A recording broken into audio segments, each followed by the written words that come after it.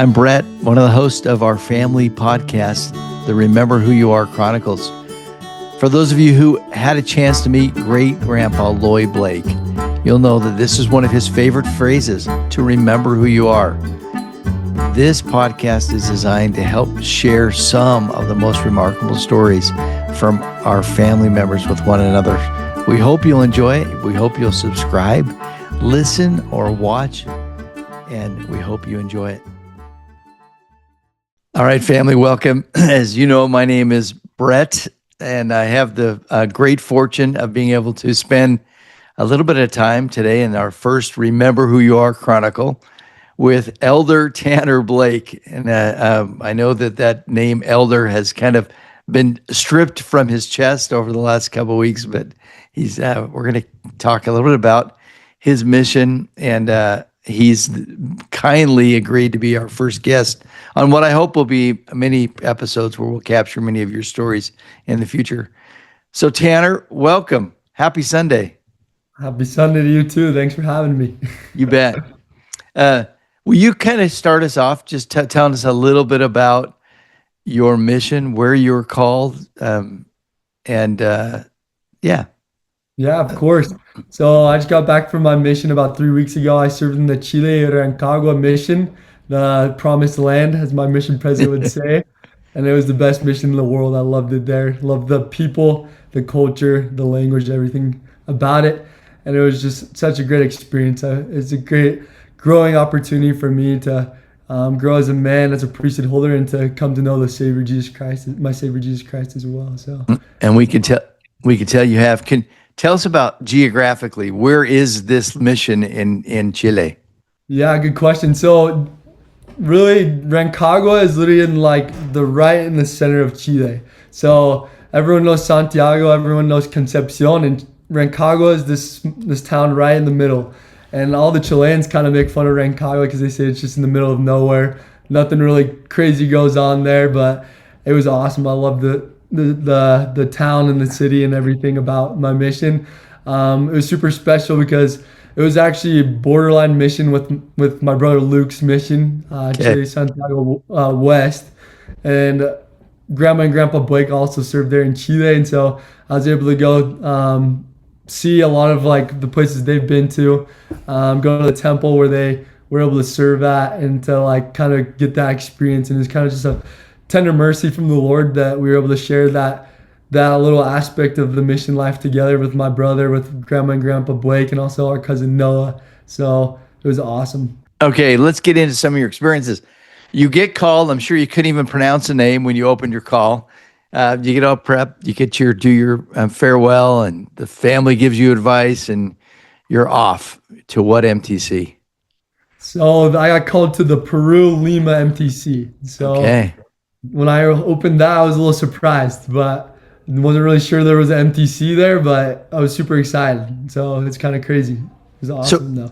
Help capture, if you will, your feelings of before you're going, then the day that you're leaving, and what you were thinking, and your arrival in the MTC, and then eventually in the mission. Give me kind of a sense for somebody who's never been on a mission. What does that feel like? What were you thinking? What was that all experience from kind of just before you hop on that plane till the day you actually get into the mission field? Yeah, it's honestly kind of like a crazy feeling. Being a member of the church growing up, you always hear about a mission, you're always preparing to go on a mission. You know, it's something that you want to do, and it's always in the back of your mind kind of. And so I feel like you kind of build that day up in your head a lot. But I feel like for me, I was trying to downplay it a lot in my mind. I was like, I know I'm leaving. I know it's going to happen, but I'm making the most out of the time I have here with my family, with my friends and stuff like that. And so to be quite honest with you, I wasn't fully prepared when I went and stepped on that airplane. I feel like I was just going on another vacation. I was going to be back in a couple of weeks. And so I just remember that the weeks coming up to it, I was kind of feeling normal. And then I remember we had a family reunion on my mom's side of the family, and I was sitting there one night, probably my last night being there, and I was like, wait a second, this is the last time I'm going to see my family for 2 years. That's crazy. And I just remember I was like, Whoa, that's crazy. I remember driving home just thinking about that, and I was like, this is crazy. I can't believe I'm actually doing this right now. And I remember the night before I left, I had a big um, party, like going away party with some of my friends, and it's just kind of a weird experience, just knowing that that was the last time I was going to see them for 2 years. But at the same time, I was super excited and ready to take that next step in my life. Like I said, I've been thinking about it and praying about it a lot, and I knew I needed to go on a mission. So I was super excited to see what that had to, what that next step in my life was going to be like. And so I remember saying bye to my family was super hard, like always. I think for every missionary. Any I had tears the, there? what was that? Any tears there? Quite a few, yeah, I'd Yeah. say so. But I had the blessing and miracle. I was going out with one of my buddies from home. I've known him for a long time. His name's Zeke. And so that kind of was the Lord helping me kind of get through that part. We were in the same district in MTC in the same mission as well. And so, Wow, that's cool. yeah, it was super cool. And then I remember I landed in Peru that next day, and I was like, it was crazy. Peru, I don't know if for anyone who's gone to Peru, traffic is just terrible. We like landed, it was gray outside, and I remember that there's a bus that MTC was like rented to take us all there, and there's not enough room in the bus. And so two of us had to go in this random guy's car. I wasn't really sure who he was, but he's like, just throw your bags and hop in this car with me. And I was like, okay. And so we started going and just started all these traffic, just cars flying past us, cutting corners. And I was just like, where am I right now? Just seeing all the Peru landscape and stuff. And we got to the MTC there. And it's a small MTC in Lima. There's about less than 100 missionaries there, probably around 80 when I got there. And super small. There's a couple classrooms, and on top, the second level is where we stayed. And there's only one other district of Americans, so it was kind of just trial by fire, just going into it all in. And so it was awesome. Our mission, our district was awesome. We got really tight. We got tight with the other American group, and so it was fun. It was a good experience. Kind of crazy, a little hard, like it always is, but it was awesome. So your first night in Lima, you're laying in your MTC bed before you go to sleep. What are you thinking? I was just, I don't even know, a lot of emotions. I remember my parents sent me a nice note, just kind of saying like, this is the first day of your mission. This is what you got to do. And I was just honestly nervous, a little bit out of it. I was a little bit tired. Literally didn't really know what I was supposed to expect. That first night we had a meeting with our branch presidency, and we met with them all one-on-one. And I didn't know they were going to do this, but all of a sudden they called me back in, and they're like, Other Blake, we want you to be the district leader of this district. And I was like, I don't even know what I'm supposed to do, but yeah, okay, I'll go for it. And so that was kind of I was still half asleep from the airplane, but I was just like a crazy experience for me. And so I was just had a lot on my mind, a lot about leaving home, about how to take on this new responsibility, about how to be a missionary in general. And so it was a lot of mixed emotions, but it was good. Talk to me about your first day in the mission field. That meeting your mission president and his wife, and then eventually meeting your companion and going to your area. Was that all the same day, or did you spend a night in the mission home? What did you do? Yeah, so we got there to Chile. We landed bright and early in the morning, and our mission president and his wife and the APs were there to pick us up, and they drove us down back to the mission offices where we met with our mission president one-on-one. We had a personal interview with him, and we kind of got like the whole rundown on the mission. Kind of got set up for a little bit, and it was a crazy experience, like just knowing that was where you're gonna be. I remember when we got there, I had my meeting with my mission president. It was super cool to get to know him a little bit more. I saw his face on my missionary portal for a long time, and so we had a really cool discussion, good meeting together. And I remember we had to go activate our credit cards, and so we went out on the street. We had to walk over to the bank, and I remember just looking around, and I was just like, wow, this is it. This is Chile, Rancagua. This is where I'm gonna be for the next 2 years, and that's kind of a surreal moment being there, and it was just so cool to be able to just finally be there. I feel like in the MTC by the end of it, I was just ready to go, ready to get after it. And so I was super excited to be there on the ground and was ready to teach and to just be a missionary. And so that was super fun. We ended up going to our mission home and having lunch and a good group talk with our mission president as well. And then after that, we went back to the mission office to figure out who our trainers were. And so my trainer, his name was Elder Scott. He was from Texas, my first trainer.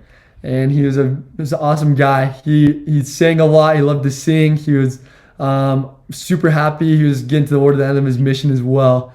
And I remember after we figured out who our companions were, I was like, well, awesome, where's our area at? And he's like, our area is called Lincoln 10. It's this one of the farthest areas out. We got a big bus ride, so get ready. I was like, well, okay. I didn't really know what that meant, so I just hopped on the bus, and I remember I was super tired. I felt like I was literally floating. So I remember we got on the bus, and I just fell asleep. I was like out, and everyone else was talking around me, and I remember we ended up getting off this bus in this town called Curicó, and I was like, oh wait, we're still at our area, or we're already at our area, and I was like, okay, this is awesome. And I like look over to my comp. I was like, is this our area? And he's like, nope, we gotta hop in on another bus. We're still 2.5 hours out. And I was like, what? We've been driving for 2.5 hours already. And so we get off at this church, and then we go over to the bus station, and I was expecting, like, I don't know what I was expecting with a bus. I never really took buses here in Utah that much. And so I was like going through the terminal, and I was just like, what are we doing right now? And he's like, all right, that's our bus. And it's just like, kid you not, this tiny, like 16 passenger bus. And I was like, are you serious right now? I was like, there's no way. And he's like, yep, this is us. And so I was like, all right. And so I get on the bus. It's jam-packed. People sitting in the aisles, standing in the aisles.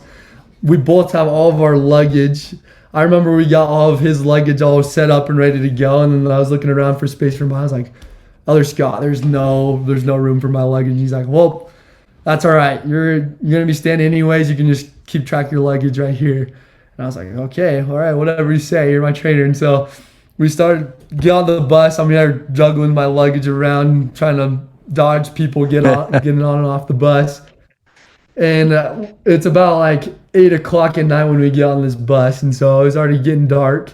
We start going, and I remember I was fresh in the mission. I was excited to go and speak Spanish for the first time. I heard Chilean Spanish was the worst, and so I wanted to hear how it sounded. And so I'm sitting there with my arm up and just excited, and I'm looking around, and there's a lady standing right next to me, and I was like, all right, I'm gonna go for it. I'm gonna try to speak some Spanish to her. And I don't even remember what I said. I think I was asking her if she was going to Lincoln 10, and I was like, so you going to Lincoln 10? And she said something to me, and I like genuinely had zero clue what she said. I was just like, wow. I was like, que bueno, que bueno. And she just kept talking to me, like thinking I knew what she was saying, and I was just lost. And I was just like, oh my, what am I doing right now? This is crazy. Like, what is this Spanish? This is not what I learned. So she ended up talking to me. I just tried to act like I knew what she said, and finally she stopped, and I was just thinking about that the rest of the time. And finally, we were about like, after a long like road delay, they were with construction on the road, so it took a little bit longer than we thought. It was around like 11 o'clock that night. My companion was like, all right, this is our stop. And I was like, all right, sweet, sounds good. And so we get off our stuff. We get all of our stuff off the bus. And I was like looking around. I was like, wait, so is our house around here? And he's like, yeah, it's right up there. And I was like, what do you mean right up there? And all there is a dirt road. And he's like, yeah, it's up that dirt road. And like, we got to bring all of our luggage stuff up our stuff up that dirt road up the hill. And I was like, oh, wow, okay, sounds good. So it took us about like 20 minutes to lug all of our stuff up this dirt hill road. And we get there, and my first house was this little like 20 foot by 20 foot little cabin in the middle of nowhere. And it was dark that night, so I didn't really think much of it. I called my parents, and I was just looking around, and I was like, well, maybe this is just the normal life here on the mission, the normal house. And I was just like, where am I? But it was good. It was crazy the first night that day. But so I don't know how you felt, but I remembered for some reason, MTC, Mission Home, all of that kind of felt like really didn't like, hit me. But when you lay in your bed and what's gonna be your house for the first time, that's when it hit me. Were you too tired? Did it hit you? Or I think I was too tired. I went to bed super quick. I was out like a light. But I remember it hit me really big that next morning. We woke up early that morning and right away we went on a run to explore. We were doing a whitewash, blue wash actually.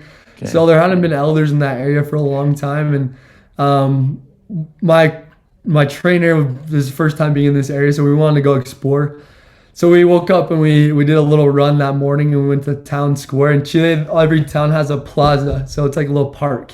So we went and ran into this plaza, and I think right there it hit me really hard that I was actually in that mission. I was in this small town. I didn't realize how small it was that night. Obviously, it was dark. So when I got there, and it was tiny. It was this super small town, and I was just like, "Wow, we're here. We're actually doing it. Like this is crazy." We stopped on our run to get some bread. Chile's super famous for their bread, and so my comp wanted me to show that. And so I just remember we're sitting in the plaza eating bread, and I was just sitting there. I was like, "Holy, where are we right now? Like this is crazy. I'm on the mission." This homeless guy came up and started talking to us, and I didn't understand a thing he was saying. And so I was just like, wow, this is it. This is the mission. It was super cool. It's super crazy. I was a little nervous, a lot of emotions, but that's when it really hit me, I feel like. Wow. Um, so as you think about your training, your first couple months, what stands out? Was it the language easy? Were the companions easy? Were the areas great? What are kind of the top of mind memories of those first few months? Yeah, to be quite honest with you, I had a really rough go on my training. I got there and I had a really awesome companion, but I wasn't super humble in that moment, as I think God's way of humbling me really at the beginning of my mission. I just came from, I don't know, high school experience, having a lot of cool friends who I was Tan the really man. You were the man. not quite that, but I just had a lot of tight friends. I'd say I was a social guy, but I was really social with people who were like similar to me, and I felt like I was always in a group. And so I got there to the mission in my training, and my comp was awesome, but we definitely weren't the same person. He was a big music. He was always singing, always kind of talking about like theater and other things. And if you know me, I suck. I'm terrible at singing. Do not know anything about theater. I didn't really know what to talk to him about. And I remember he was super enthusiastic about the mission. He was ending the mission. So he was at that kind of time when he was just super loving the mission, excited and trying to give it all. And I was kind of just in there, not really knowing what I was doing, kind of having a little bit of doubts about it while I was there. And I remember my first transfer was super hard. I would wake up every day just super kind of depressed. Didn't really know how to connect with anybody that we were talking to, teaching, because the language is just so hard. I wouldn't really know how to connect to my companion that well. And it was really hard for me to really be there in the mission at that point, because I just felt like I was such a social guy, and a lot of my joy comes from the connections that I made as just with people around me, and I just couldn't really make those connections. I couldn't really understand people when they were talking. There's a whole lot of people in our branch was the smallest branch in our mission. Wow. So there's only like 20 people who go there. No one knew English. And so it was super hard. I remember I would always just, for the first 3 weeks, I feel like I was just trying to convince myself that it was great. It was amazing. And I remember I went down for my first zone conference, and I remember like going, it was that Curicó town, and it's like, holy, this is what it's like to be in the city again. This is crazy. And I remember I was sitting there, and we started the zone conference, and I just started to cry. I just started to weep on the back bench. And it was super just hard. I don't even know why I was crying. But I just remember sitting there just struggling a little bit embarrassed that I was crying. And just the whole meeting, it was like that. I don't think I really listened a lot to that whole zone conference, got a whole lot out of it. But finally, by the end of it, I was able to get myself together. And I remember we went and ate lunch. And I didn't really know anybody there. First zone conference is a little interesting because I feel like everyone knows each other who has been in the mission, but you're new and you don't really know a whole lot of people other than the people in your district. And so that in MTC. And so I remember just trying to talked to my guys that I already knew, some of the elders. And I remember our President Doxy was coming around just saying hi to everyone. And he was coming around just asking how we were all doing, all the newbies and all the new missionaries. And he was going around and I was the last one sitting there. And he came up to me and he's Elder Blake, how you doing? And I just remember I just started to just cry. I was just like, President, can I talk to you? I just really need some help. So he took me into another room and we ended up chatting a little bit about just the mission, about how it's hard, and he gave me a blessing and it was a good experience. And I thought from there on it would get a little bit better. And so I was just kind of going through the next weeks of the transfer, just trying to do it, just trying to get it like over with kind of, and hoping it would get better. And I was thinking it was going to get better, and honestly it didn't really get a whole lot better. It was kind of the same thing, same old, like going to lunches, going to lessons, not knowing a thing, trying to pick up small talk with my companion. And I remember I was just praying. I remember that last week of the transfer, I was fat. It was a fast Sunday, and so we were there in the mission. We fast from Saturday to Sunday. So I was just fasting really hard for something to help me to better my situation, something to go right for me. And I remember I was super nervous about these first transfers. I was kind of hoping in the back of my mind that I was going to get transferred a little bit, maybe get a new start, because it was kind of a rough start. And I remember opening the transfers, and that time they would send them at Saturday night. And I remember I was super nervous. It's my first new transfer. And I was kind of hoping and expecting that I was going to get transferred because I knew my mission president knew I was struggling and stuff. And I remember opening and I'd see in my face, same spot, same companion, same everything. And I was like, well, okay, well, that's what the Lord wants. All right, whatever. And so I went to bed that night. I was like, well, okay, well, I guess this is what's going to happen. And I remember I woke up the next morning and I went to church that morning, and it's kind of the same old. I just started crying. I was super just confused about what was going on. And I was sitting there, and it's a little hard to cover up crying a little bit when there's only 15, 20 members there at the church. And so Yeah. I remember I was just sitting there and just crying, just wondering what was going on. And I remember I just had to go outside for a little bit. And in this town, this church was a house. This is just a little small house, the only house in the mission. And I went upstairs to the house, and I went to one of the rooms, and I just went and just sat there and just prayed, and was just so confused and a little lost in that moment. And I just remember sitting there, I was looking off in this field that was across the street of the church, and I just had a feeling for some reason that something was going to happen that day. It was going to be my last Sunday, which is a weird feeling because I just got the transfer news, and I was Right. just, all right, I'm staying. So I was like, I don't know why, but I just had the feeling that I was going to be my last Sunday in that church and that something was going to change. And so I went throughout that day, and I was really struggling, and I just decided I had an impression. I just had to text my mission president, tell him what's going on. And so I texted my mission president, and he said, I'm really sorry, Elder Blake, to hear you're struggling. I'm going to pray about you, but just hold in there and you're doing all right. And I just like, well, is there any advice you can give me? And he's like, let me text you in a little bit. And so I went there to lunch, and I went and we were at this member lunch, and all of a sudden out of the blue, we get a call from our mission president. And my companion didn't even know that I had reached out to my mission president. So I already knew, and so I hopped out and I ran and grabbed this call and went outside. And I remember getting on this call, and my mission president's like, Elder Blake, I'm super sorry to hear that you're struggling right now. I have felt really strongly that I need to transfer you to a new area. So I'm going to transfer you to this area called Graneros. You're going to be there with this guy named Elder Core. And I know that you and Elder Lane were really good friends from the MTC. And so he's there training as well, and you're going to be there. And I was like, President, you know, me and Elder Lane have been friends my whole life growing up. We're not just friends from the MTC. And he's like, what? I didn't even know that. And I was just in shock. And I honestly felt a little guilty at the beginning, but I was just so like grateful that he would take the time to think about me. And just, I knew that was a tender mercy from the Lord that he put me in this area with one of my good buddies after I just needed that help socially and a little bit in the mission.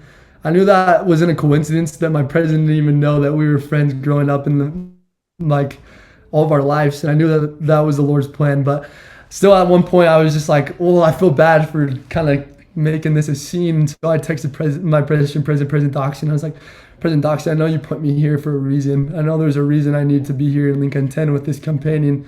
So I'm super willing to stay here if that's what the Lord needs me to do. And I remember he responded to me. He said, Elder Blake, I'm grateful for the trust and confidence you have in me and the Lord, but I know that this is the time, like what you need right now in your mission, and you learned what you need to learn there in that town. And so after that, I was like, wow. all right, well, that's my answer. And so when I had two different trainers, I had a little bit of unique training, but my second trainer was just awesome, super patient with me. He just loved me, just helped me so much. So my trainer, that poor trainer had both of you buddies from Pleasant Grove, right? He had to deal with at the same time. Were you guys nice to him? I mean, he's kind of like the third wheel on the bike. I know. I'm sure he's sick of me and other Lane just talking about home the whole time, about our stories together. Because yeah, it was about all we talked about when we were together. So, but it was awesome. It was awesome. We were all really good friends. So awesome. Now, how long you had this tragic experience in the middle of your mission? Talk to me about how long you'd been out when you got the phone call about Carly.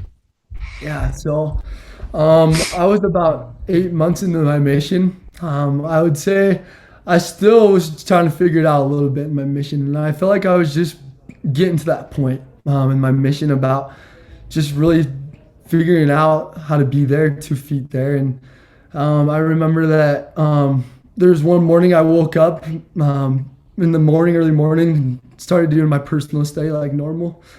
And I remember I was reading my patriarchal blessing that morning. And if you know my parents, they're awesome. They're always supporting. And they know my dad was on a mission. And so he knows that Monday's the day to call. And I remember I just all of a sudden get a call from my dad. And I knew that it was out of the blue, and something was weird about it. So I remember me and my comp were just in there in the study room studying, and so I just heard and grabbed my AirPods, didn't say anything, but just went out to the balcony of our. And that time I was at a skyscraper building on the 18th floor, and I remember I answered that phone call, and my parents just were crying, and I was so confused. I didn't know what was going on, and I was asking what happened. And they were in California at this time, and I remember they said, your sister Carly suddenly passed away last night, unexpectedly. It was not the phone call that any missionary would ever want to hear. Right. And I'm sitting there on the porch, still trying to get my footing in the mission, out there alone. And I didn't know what to do. And I just remember I just told my parents, I need to just call you guys back. I need to say a prayer right now. And I just remember I hung up the phone call, just poured it out to my Savior. I was sitting there for a good minute, and I just looked up, and the sun was just going up over the mountains. It was a super pretty view. Such a tender mercy just to see that. I was just trying to figure out what was going on to navigate through that situation. And I just remember calling my parents back, and everyone's just devastated. My parents called my siblings, were on the call, and we were just crying together. All there together. And it was just such a hard moment for us and our family. Yeah. And I remember it was Sunday, and my parents were like, you don't need to go to church today if you don't want to. Just take whatever you think would be best for you. But I remember that I just had a big prompting to go to church that day. I really needed to. And I remember walking into church trying to get my emotions together. And it was a small ward. I was there at that time as well. And so one of the deacons came up to me and asked if I could go pass the sacrament that week, that Sunday. And Mm. I was, it was honestly a tender mercy for me to be able to pass the sacrament that day. Gave me an opportunity to kind of forget myself and to remember the Lord and remember that while I was there on the mission to serve others, and it kind of, I feel like, kind of lighten the load a little bit to be able to go and just to pass the sacrament and to think more about my Savior Jesus Christ and serving others. And I remember I passed the sacrament, I got done, and I just sat in the back of the sacrament room just crying the whole time. And I think all the members saw me and they were all super confused. And so they're all looking at me. And as soon as the sacrament meeting got out, I just remember I just hurried and rushed out the door and just wanted to go call my family again. It was super hard, devastating day that day, just being there. It's with my companion. I didn't even realize he didn't even know about what happened. And we were walking home from church, and he just was like, "Elder Blake, I don't know what happened, but I wish I could help you right now. I really don't know what's going on." And I didn't realize that. And I told him. I just remember he started crying with me there in our house. And I'm grateful for that companion. It was just awesome. He was my only Latino companion in the mission. And so his name is Elder Silva. And he was just super good with me. Just being there to support me to do what I needed to do that day. And I remember after I got the call from my parents, after we got off of the phone that morning with my family, I didn't know what to do. Honestly, I was super just like lost. And so I remember just getting in the shower and I just turned on a conference talk from President Nelson and just needed something. I don't know. And I feel like I was just trying to figure out how to put it all together. I was a missionary. I was preaching this and I knew it was true. And I just was trying to navigate that and everything. And it was kind of ironic that night. I had a call with my stake president. And I remember I had a meeting with first of all, I had a meeting with my mission president. I was like, "All right, President, when am I going home?" And my mission president was like, "I don't think you're going to go home." And I was just devastated. I was like, Oh, "President, wow. how could you say that?" I was honestly a little bit angry. Embarrassed to say a little angry, but just because I just felt like I really wanted to go home. As anybody, I think, would in that situation. And so I called my stake president, and he was counseling with me, and I love my stake president, President Murdoch. He's awesome. And he was just talking me through what was going on. And I remember that he's like, "What do you want to do? Do you want to go home? Do you want to finish your mission? What are you feeling right now?" And I just remember, I remember as soon as I came to my mind, I remember I was reading, like I said, my patriarchal blessing that morning. And I remember, and it was hard for me to admit this, but one of the lines I was reading that morning it said, "You will serve a full-time mission for the church." And it was so hard for me to accept that right in that moment because I wanted nothing more to go home. I had a Right. hard go already in the mission. I wanted to be with my family. But I said, "President, I need to go home. But I know I need to come back out because that's what my patriarchal blessing says. It says a full-time mission, not a part-time mission. And I can't not finish this out."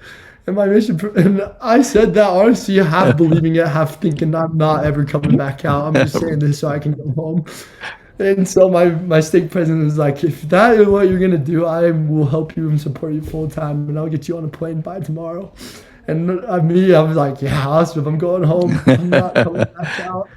And so my mission president and him talked, and my mission president told me to pack one bag because my other bags were staying there for when I got back. And I was like, "All right, well, those are going to be taking up space in the mission office for the next little bit. And so I remember that was just a crazy experience, and I ended up going home and having some time being home with my family for that week. I felt super blessed that the Lord gave me that opportunity to be there. It was super amazing, but yeah. Yeah. For those of us there, it was amazing to see you because you came, even though you came hesitant. Now that we know the rest of the story, you were hesitant, but you were glowing. You were clearly a missionary at that time. And I remember just feeling the power of your spirit at that point. But then you have to go back. Tell us about that. Like, why did you go back? You weren't certain you were going to. Yeah, that's a great question. And yeah, like I said, I got home. I remember my parents were wondering if they wanted to come pick me up from the airport as a family or not. And I remember my brother was like, "You only have that opportunity one time, so I'm gonna come pick you up, and you're gonna come home, and you're gonna see the family at home." And I was like, "All right." I was just like, as long as I go home, I'm fine with whatever whatever you guys feel. And I remember I was coming home. And I was walking there through the airport. Went through LA, and I was walking through the security, and I was really feeling super lonely. And I remember I was walking, just got through security, and I'm walking there, and all of a sudden someone comes and just shakes me on the shoulder, and I look back, and it was my brother Luke. He just um, surprised me there in LA so that I could wouldn't fly home by myself, which was such a tender mercy from the Lord. And I remember just sitting there with Luke, just talking about what happened and talking on the way home and just about the mission and just thinking about whether I should go home or not. And Luke was just giving me some awesome counsel. And he was just, "You are here, and we're super grateful that you're here, Tanner, but do not feel like you're going to be here for a long time. The Lord needs you out in the field. He needs you as a missionary. And that's why you're a missionary at this moment. So we love that you're home. We're going to enjoy it, but don't get comfortable," basically. And I was like, well, that was not what I wanted to hear from my brother at that time. And I kind of took that from a grain of salt. So I was like, all right, sounds good. Still kind of wanted to stay. And I remember we were going on about the week, and we just saw so many tender mercies that week as a family with people in our ward, with our family and stuff like that. And I remember one of the things that stood out to me, I think there was 2 times from that week that made me really know that I needed to go back out. I think my first one was that first night we were staying there all together in our living room, and my grandma Hill came to be with us, and we're all sitting there and talking in the living room. And I remember we were all there, and my dad disappeared for a little bit. We weren't sure where he went, and we were sitting there talking, and I remember my dad comes downstairs fully dressed in his suit and tie. And we were sitting there, and we all looked over, and we're like, "What are you doing?" It's like, why are you all dressed up? And I remember we asked him that, and my dad was like, "I got state." My dad had just, for some context, he just got called into the state presidency about a month earlier. My Yeah. dad was still a bishop, though. He hadn't been released or anything. And he said, "I have some meetings I have to go to tonight." And I remember my grandma was just like, "Dave, what are you doing? Like, why would you do that right now?" And I remember I just came to my mind as just like the law of consecration. That was just such a cool experience to see my dad and through what happened. He knew where his priorities were. He knew the covenants he made, and he knew that there's no other thing that would help him more at that time than to serving the Lord, to do what he needed to do as a priesthood holder in his calling and to fulfill that calling. And I remember sitting there, and I was just like, wow, that's crazy. Like, that's awesome. And I just was like, that was such a cool example to me at that time. And I really needed to see that. And I think the second thing that helped me was I had the opportunity, I was blessed with the opportunity to speak at Carly's funeral. And honestly, didn't really know what to expect. It was super interesting because I was still a missionary. I still had my plaque on and everything. And I remember my mission president or my stake president gave me a talk to listen to from President Nelson. And his talk was just awesome. And I really just felt so inspired by this talk at that time. It was his talk in October of 2024. And I remember that I went and I just shared some of the experiences and some of the things I learned from that talk. He talked a whole lot about finding joy in the gospel and in the atonement of Jesus Christ and about giving your life to him. And I remember as I was up there speaking, it was super hard at the beginning, but I had not felt so sustained in my calling as a missionary up until that point as I did in that moment. Wow. I could just feel the power of my calling as a missionary just flow through me at that time. And it was such an awesome experience, bittersweet for sure. But I just could feel the power that came from wearing that plaque.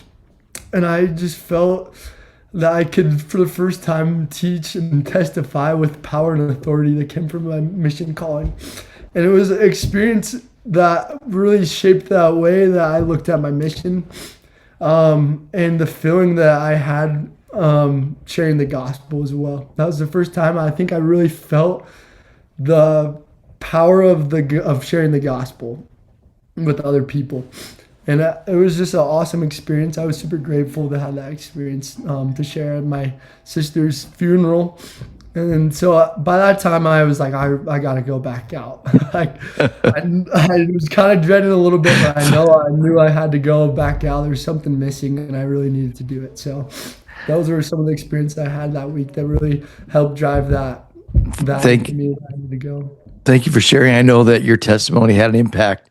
I know Allie, my daughter at Lake Powell, mentioned it and as a memorable moment where she felt the Spirit so strongly. So you had a second teary goodbye to the family. You went back in the mission field and you killed it, Elder. I mean, give me just a short summary of, were you glad you went back? What was the before and after experience for Elder Tanner Blake like? It's a great question. I got to be honest with you. When I first got back, I definitely had those awesome spiritual experiences being home here during that week of the funeral of Carly. And I remember going back and I knew I needed to go out, but I was still had a lot of questions. For that first, I'd say the next 2-3 months of my mission, it was a little hard for me to just get back into things. And I knew I was needed to be out there. I really did. And I just knew why I was out there too. But I was also like a little depressed for sure. I was definitely a little lost and what happened and why it all happened. And so I think for those first couple of months being back, I was just trying to get back on my feet.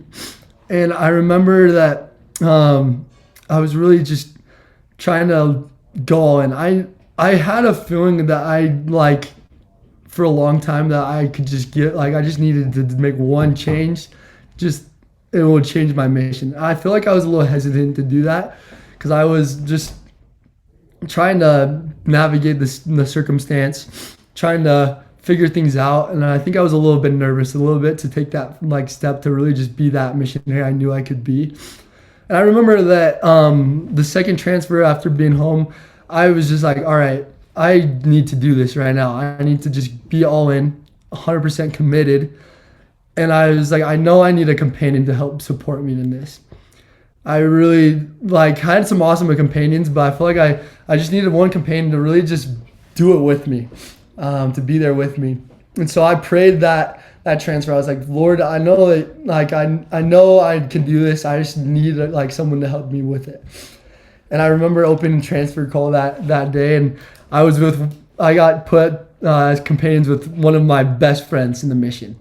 He was a stud, Elder LeDuc. He's from Arizona.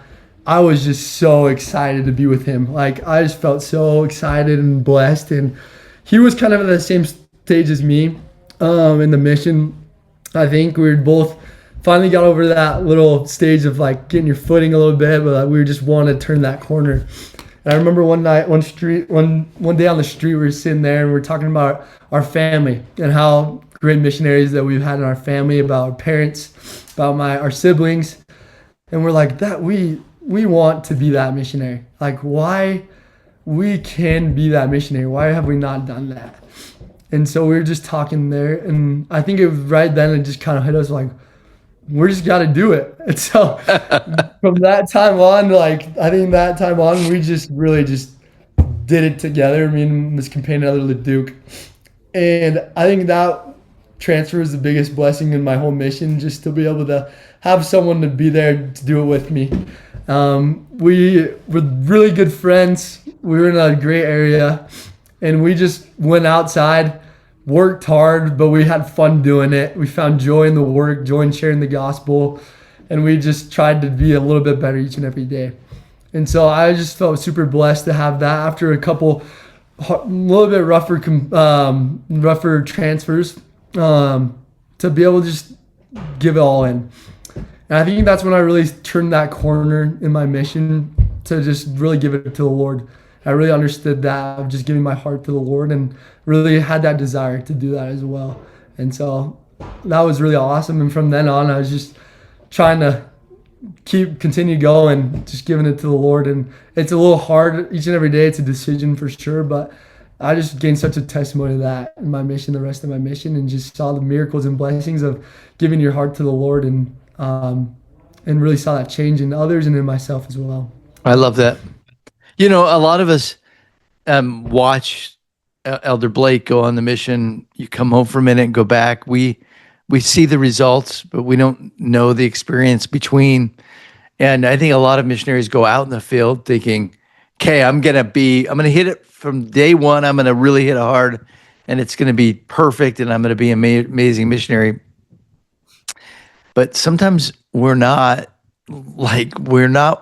It's more difficult than we expected. And I think we learned that the Lord is patient and really merciful, right? Yeah, 100%. And I think I'm so grateful for all the lessons I learned throughout all that time. I think it did take me a little bit to just really let it all go. But I feel like along the way, I really did learn a whole lot of lessons about obedience, about humility, about being able to support difficulties and trials for the Lord's sake. And I feel like looking back on the mission, I remember in those times I just really was just dying. I really just wanted to go home. But I'm so grateful for like a lot of those opportunities and experiences I had in my mission, because I feel like I just learned a whole lot. And I was never perfect. And I know that there were some times when I knew I needed to maybe give a little bit more, but I was kind of holding myself back. But I just remember the joy, the peace, and the happiness that when I finally just said, all right, I'm doing it, giving it to the Lord, this little thing. I just remember the joy and the peace that I felt as a missionary and as a person and as a child of God, just be able to give it to the Lord. And I feel like that was such a cool thing for me to learn in like first year of my mission that helped shape the rest of my mission the last year. Because instead of really just holding on to those things, just like, all right, fine, I guess I'll give it, I guess I'll do this. Fine, I guess, like finally, I feel like to the end of my mission, I was like, what else? Like it was such a mindset change. I was looking and seeking opportunities to give more to the Lord. I was like willing and ready. And I feel like that just came over time. It was just a little change over time that I needed to understand and figure out. But I know that I learned that through that course of the year, and I learned the blessings of really like trusting the Lord and what He needed from me. So it was definitely awesome. Okay, we're going to wrap up in just a minute, but just two things. One is you're now home. Looking back, what are the lessons? Are you grateful you went back? Are you grateful you stuck it out? And what was the real family at the airport experience like for you? No, I'm so grateful and for that I went back on my mission. Honestly, like my mission was the greatest experience I ever had. I had some of the greatest experiences that last year and a half, from coming home and going back out, that I've ever had in my whole life. I saw so many miracles, and I was just found the joy in the gospel, honestly. And I really just found my testimony. I found who I was, and I was able to really to understand my identity as a son of God, as a missionary as well. And I feel like I learned so much things that would help me for the rest of my life. I feel like being home now, looking back on that, it's I'm just super grateful because I feel like I've had like a really good foundation from my mission into the rest of my life. And I'm super fresh and new, and so I've only been home for 3 weeks, but I've just seen how some of the things, some of the habits, some of the goals, some of the lessons I learned on the mission have already helped me in my life already, and I know that they'll continue to help me throughout the rest of my life. Just as a man, as a priesthood holder, as a husband, as a father, as a family member, sibling as well. And I just feel like I've gained a greater understanding of the gospel. I went through the motions a lot when I was younger, but I now know that this is a gospel of an active gospel, that it's not just a show up on Sunday kind of gospel and that's all you need to do, but it's just a constant, just refiner's furnace. Every day, wake up, see what you can do better, look to who you can serve, just really come to know our Savior each and every day. And so I'm so grateful for my mission, for all it taught me, and for the base and foundation it gave me for the rest of my life. And I know it's going to continue to bless me throughout the rest of my life. And I'm grateful for the experience I've had and for the people I reserved to me, and also for my family. I think coming home and seeing my family again was just such an awesome experience. I remember at the airport, I was all kind of just like, didn't really hit me there. It was kind of all new, but we had an opportunity to go together as a family to Carly's grave site together right when I got home. And it was just such a sacred experience for all of us. For me especially too, just to be there together again as a family, and just feel that love from our Savior and feel that love together as a family. It's definitely different now, but I feel like President Holland always talked about, or he has a talk where he says that sometimes we have temple experiences in our lives, and it's not a bright light, great experience. Sometimes it's like a refiner's fire for type of experience. And I feel like that experience that me and my family had with Carly, it was a temple experience for us. I think every one of us is different in different ways from that experience, and obviously we wouldn't. The circumstances, we weren't like the best circumstances. We would change it for anything, but I honestly think that we are closer together as a family. We all have come to understand and know our Savior better through this experience, and know what we need to do to be together again as a family as well. And that's the end goal, to be together side by side with our Father in heaven, Jesus Christ, forever in the state of joy without end. So I feel like that really just helped me to really understand the importance and the grandness of the gospel and why it's so important in our lives. But I love it. yeah. I love you, Elder Blake. Thank you so much for spending an hour of your precious Sunday afternoon, fast Sunday time with us, waiting for your Thank dinner. you. We love you. We're grateful for your service. Thank you for sharing your experiences with us. Thank you. I'm happy to be able to be part of this. It's awesome. Love you.